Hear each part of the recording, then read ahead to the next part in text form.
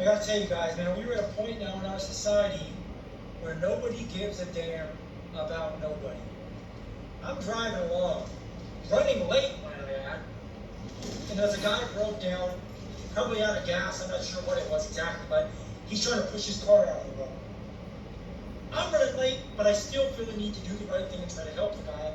So I pull over, I hop out, try to help him push, and there's like 4 people cussing at me and yelling at me. Get the F out of the road, ripping around us. You see somebody that needs help.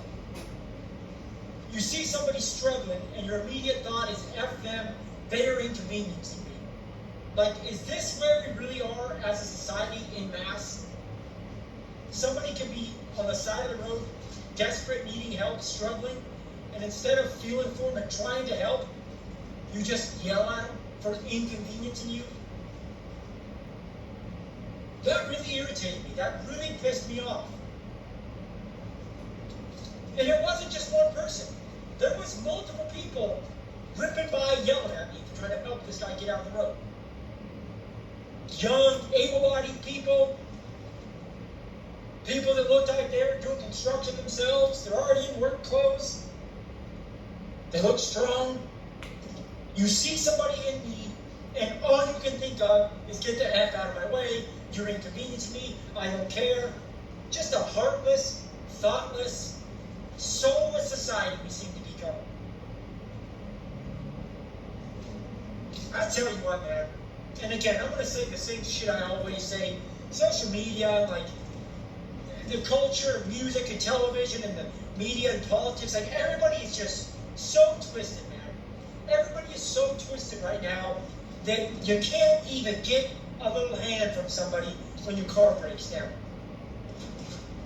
All the people driving by, you can't even get a little help. All you get is yelled at. Your car breaks down, you're having a bad day, you're down and out, and all you get is yelled at.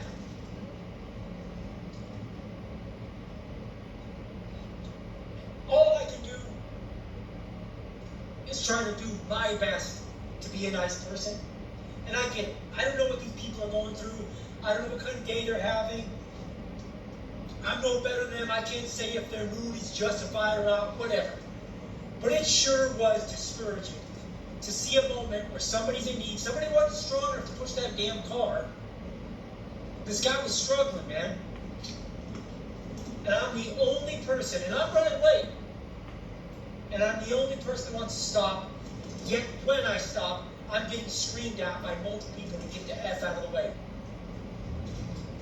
And this guy's like embarrassed and feeling bad and apologizing to me. I'm like, dude, you don't need to apologize for it. You don't need to apologize, dude. I'm sorry all these people are selfish assholes. I'm sorry all these people have no compassion at all. No sense of community or no sense of loving thy neighbor at all. They don't give a shit about anything but wherever they're trying to go. Doesn't that break you guys' heart a little bit? Doesn't that just break your heart a little bit to see that this is the baseline of our society now? This is the baseline. I'm thinking to myself now, God forbid I'm ever down and out. I don't know if anyone's going to help me. I don't know if anybody today is willing to pull over and help me. I can only speak for my city, my area. But man, people are heartless and rude and entitled and just shitty. We had our biggest loss of the season. But an entree and a Pizookie for $13 feels like a win. That's our first win of the season.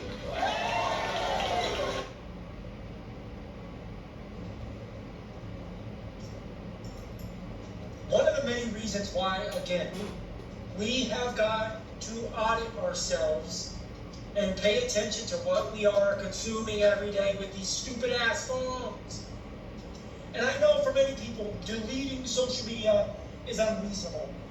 But for the love of God, can't you at least agree that you should audit yourself and monitor how much time you're spending? And when you are spending time on there, monitor what you are consuming? Isn't that fair? Even if you do say, I have to use it for work, or I need it for whatever. there's still no excuse for not watching things or consuming things that are not negative. How can this many people today be so angry and miserable and heartless? Where you can see somebody obviously struggling, and all you want to do is yell at them, and then yell at the one person trying to help them. What a wake-up call, man. Man, dude, and I'm not going to let it get me down. If I see somebody in need and I can help them, God willing, I'm going to help them. Even getting yelled at, I feel good. It was the right thing to do. You should always help people. I know at the end of the day, I don't know the meaning of life. I don't know shit. But I do know one thing. When it's all said and done, I hope I can have a lot of people say I was a good person. I hope there's a lot of people that are going to say, you know what? Devin was a good dude. He was a good dude that was honest and respectable. He didn't steal from you. He didn't intentionally mess things up. I'm not saying I'm perfect. I've messed up a lot of shit in my day, but it wasn't on purpose. It was an honest mistake. I want God to look down and say, Devin's doing his best. That's a good dude. He's doing the right thing. He's going the extra mile as much as he can. He's trying to leave everybody a little bit happier than they were when he found him, or when they found him. The saddest thing is that I think our society now has completely lost track of that. Our society has become so selfish. And some of that is understandable because we're all panicking to try to survive, right? Survival is scarier than ever. Nobody's feeling comfortable. Nobody's got enough money. Nobody's got enough security, so they're really worried about their own self-righteous needs, right? Their self-importance is number one. But at the end of the day, man, I really want to lay my head down at night knowing that I am doing my best to help as many people as I can. Like, I want God to look down at me and be like, man, I'm proud of you. I'm proud of you for being honest. I'm proud of you for not ripping that person off. I'm proud of you for taking your shopping cart back, and that little voice in your head wanted to just leave it in the middle of the parking lot, but you did the right thing. You went the extra mile on every little thing you could like that to try to just make somebody's life a little easier. Try to lift somebody up that needed it. Any little... Shalom. First and foremost, I'd like to give all the honor, glory, and praise unto Yahweh, Bahashem, Yahweh Shai, Bahashem, Rakak Badash. Double honors and respect to the elders and to the apostles of Great Millstone.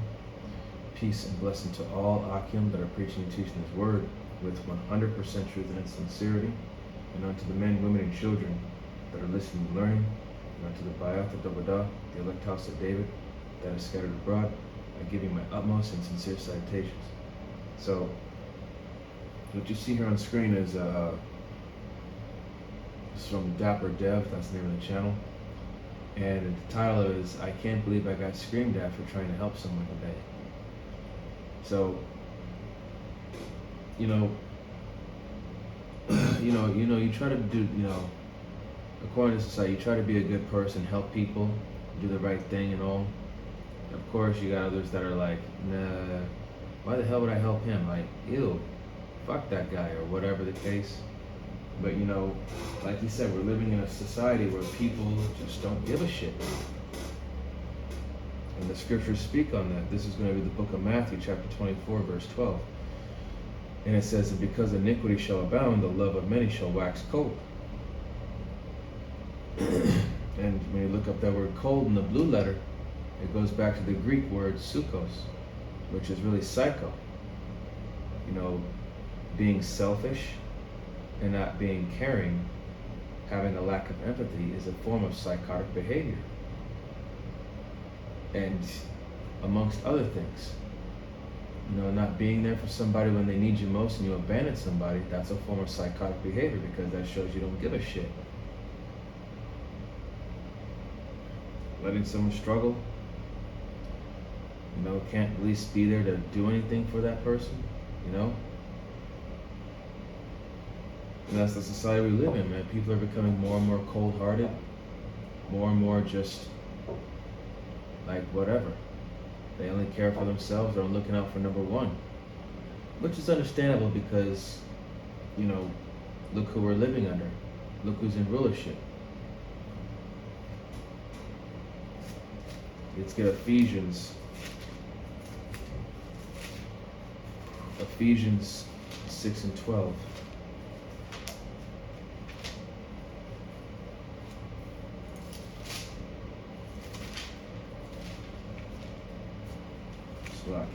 Ephesians 6 and 12. And it says, "For we wrestle not against flesh and blood, but against principalities, against powers, against the rulers of the darkness of this world, against spiritual wickedness in high places." Okay? So, the people that are in rulership right now, which we all know is Esau, Edom, it's because of Esau, Edom's philosophy, his influence, his ways. You know, it's causing the people to become perverse, twisted, sick, topsy-turvy, upside down, you name it. This whole society is fucked up because of Esau, Edom. And you know, like Dev here is saying, you know, you try to be a good person, try to do the right thing. That's where it says right here in verse 13. "Wherefore take unto you the whole armor of the Most High, which is the word, that ye may be able to withstand in the evil day, and having done all to stand." So, doing everything that you can to live right by the scriptures. To do everything that you can to, you know, live, walk that path. That spiritual, holy path. You know, to be a better person, a better version of your former self. You know, I'm not saying to go out of your way and help everybody, because, you know, you still got to think about yourself, because there is a balance between being selfish and selfless.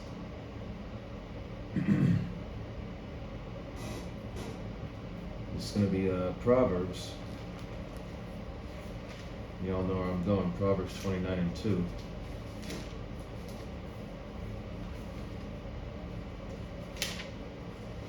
Proverbs 29 and 2, and it says,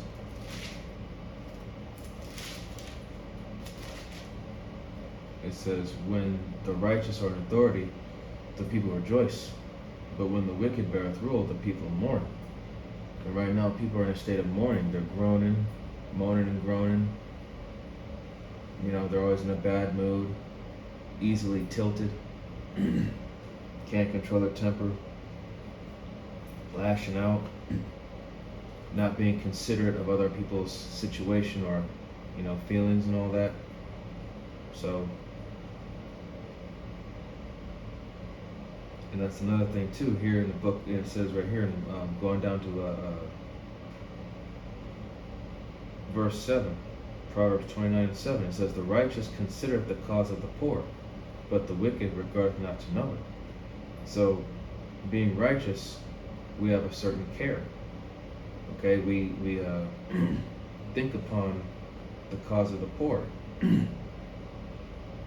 We consider their situation, we look at it, but, you know, the wicked, they don't care. It's whatever to them. It's not their province, whatever. They gotta suffer, not me. I'm doing fine, right? But the righteous, you know, that's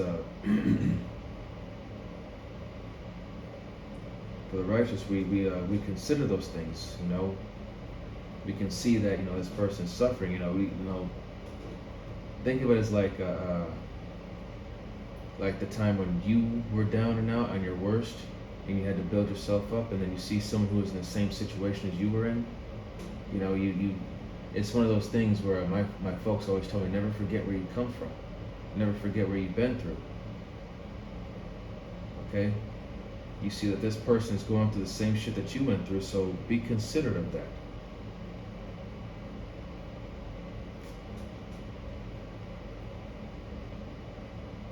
So, you know, that's called being considerate and thoughtful, not only towards another person, but especially towards yourself. It's going to be the book of 1 Corinthians. 1 Corinthians chapter 10 and verse 13. And it says,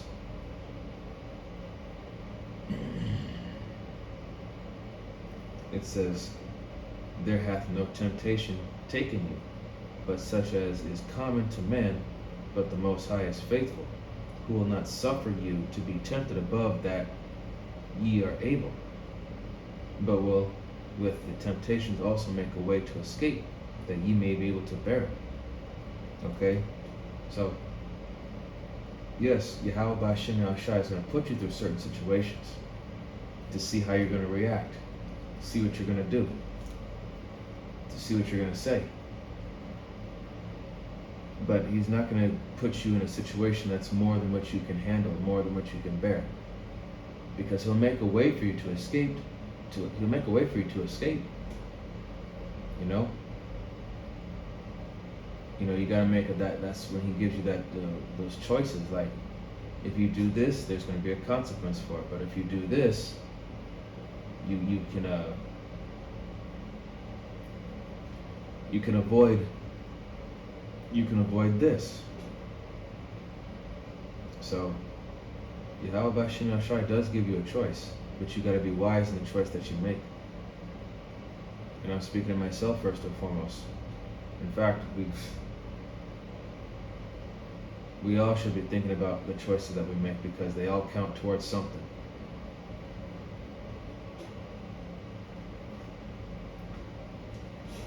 Now we've got the book of Matthew again. It's going to be Matthew chapter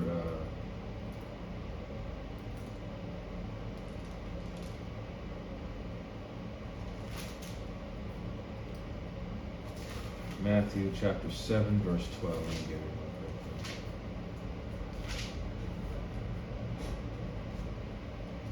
And it says here,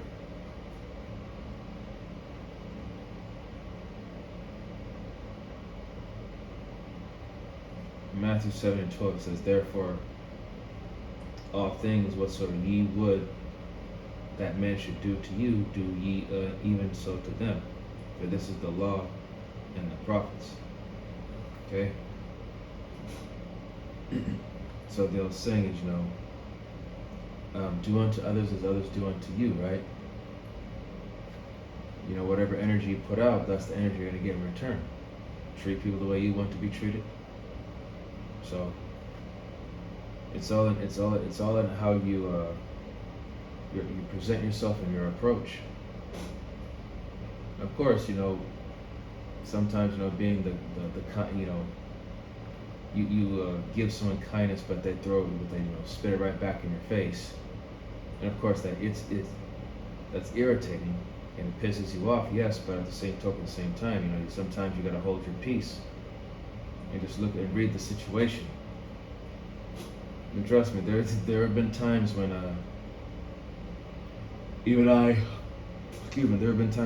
have been pushed a little to where,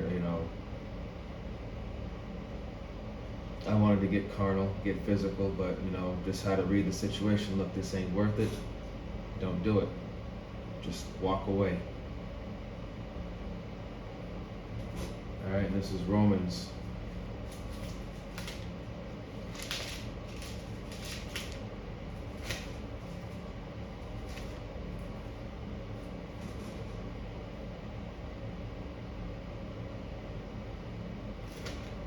This is going to be Romans chapter 12. Romans chapter 12, verse 20. And it says, therefore, if thine enemy hunger, feed him. If he thirst, give him drink. For in doing so, thou shalt heap coals of fire on his head. Okay? So, for those that done you wrong, still do good unto them, because in the end they're going to feel bad about all the times they mistreated you, right? And it says here in verse 21, be not overcome of evil, but overcome evil with good. For a lot of us that's hard, because the people of this world, we get easily irritated with other people. We don't like people and all that, and that's what it's come down to. It's just it's hard, but that's part of the conditions of the battle, man. That's part of learning patience. It's not easy. That's why it says here in verse 17, I'm going up to verse 17, it says, recompense to no man evil for evil, provide things honest in the sight of all men. Alright? Do not, reward evil with evil. Because all you're going to do is make it not only worse for that person, but worse for you ultimately. And it's going to be a bad look for you. And it says here, and we go to Romans chapter 11, verse 22, and it says, behold, therefore the goodness and severity of the Most High, on them which fell severity, but towards thee goodness, if thou continue in his goodness, otherwise thou also shalt be cut off. So that right there tells you, man, you have to continue in the ways of Yahweh Bashim Yahushai. Okay? To receive his goodness, his grace, his mercy. But to those who don't continue, they have to, there's a severe price to pay, being cut off.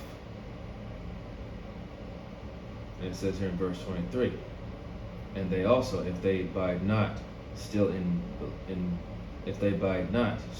unbelief, shall be. Wait, hold on, Salakia. That's not what I was looking for. Salakia on that. But yeah, man, you gotta be aware, because with all these things that are happening, and how you deal with people and how people deal with you in return, man, you gotta really read the situation and not to get out of hand with people, because you don't know what sort of personal battles people are going through. All it could take is one wrong word, one wrong move, something simple as like a shoulder bump, and all of a sudden they could just blow up.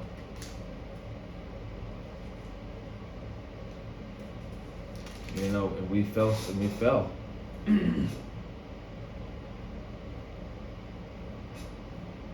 Because we disobeyed.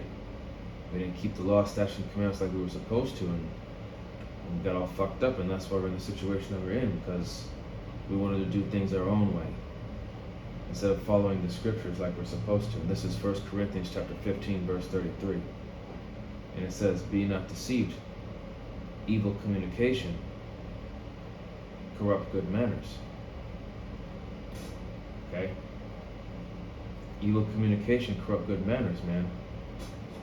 Getting out of pocket, losing your temper, instead of holding your peace. So, that's gonna make you look like, like you're the less intelligent, the less, like you're the one that has no manners. It's gonna make you look bad. You gotta learn to restrain yourself. And like Dev said, man, to look back and, people could say, he was a good dude, he was honest, respectable. And that's what we're all striving for. And that's right here in the book of Ecclesiastes chapter 7. It says, Ecclesiastes chapter 7 verse 1, it says, a good name is better than precious ointment, and the day of death rather than the day of one's birth. So, a good reputation is better than any precious ointment, any precious cologne or perfume. You want to have a good reputation amongst, the brotherhood, the sincere believers and listeners. Even amongst the people of this world, even amongst the men and women of this world, man. So they have nothing really bad or evil to say about you because you're doing the right thing. But That's the society we live in, man. People aren't nice. You just gotta learn to deal.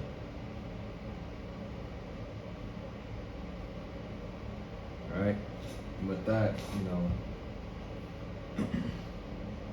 continuing Yahweh Hashem Yahshua's goodness, man, but if you fall out, man, there's gonna be a severe price to pay. The severity of the Most High it's severe for a reason, man. It's as simple as this, Are you willing to comply, or are you willing to die? Okay, there's just no getting around it. And with that, I hope that this lesson was edifying. All praise, honor, and glory to Yahweh, Bahashem, Yahweh Shai, Bahashem, Rachak Double honors and respect to the elders and to the apostles of Great Millstone. Peace and blessing to all Akim that are preaching and teaching His word with 100% truth and sincerity. And unto the men, women, and children that are listening and learning. And unto the Ba'ath or Dawadah, the elect house of David that is scattered abroad. I give you my utmost and sincere salutations. See you in the next lesson, Lord willing. Kwam Yasharala, Wa Abad Mabal, Shalom, Barakatam. Well, you can. That's what feels good as a man. Like, as a man, that's what feels good. It feels good to know that I can help people. People get happy when I enter the room. I want my friends to see my phone pop up on their phone and say, oh man, it's him. I want to talk to him, not, oh God, what does he want? Oh man, what is it this time? I want people to see my name pop up or see me enter a room or pull up in my car, and I want them to get excited and feel positive feelings. I want them to be happy. I don't want them to see me or hear my name and think, oh God, this guy again, hide your wallet, or be careful, don't let your girl go around him, or, Has everybody lost sight of that? Has everybody lost sight of that feeling of walking away going, I did something to help somebody. I helped somebody when they were down, when they were scared, when they were worried. I was there to say, I'm by your side. I got your back. Fist bump. I got your back. I want to help you. And I get it. We can't always afford to do that. We don't always have the time to do that. But you know damn well when you do. You know damn well when you do have the time. When you do have the ability. Just to call somebody and say, hey, I'm thinking about you. Just want to let you know I'm thinking about you. I got your back. Thank you for being in my life. Thank you for being you. And I know this is getting kind of corny. I know that. It's getting kind of sad being corny, but this is just on my heart right now. I want to get it off my chest as I'm driving away from helping somebody who stalled at, getting yelled at by multiple people that could have just stopped and helped as well. Anyways, that's the end of my rant, you guys. I just had to get this off my chest because I'm really frustrated that somebody needing help triggered nothing but anger. No compassion, no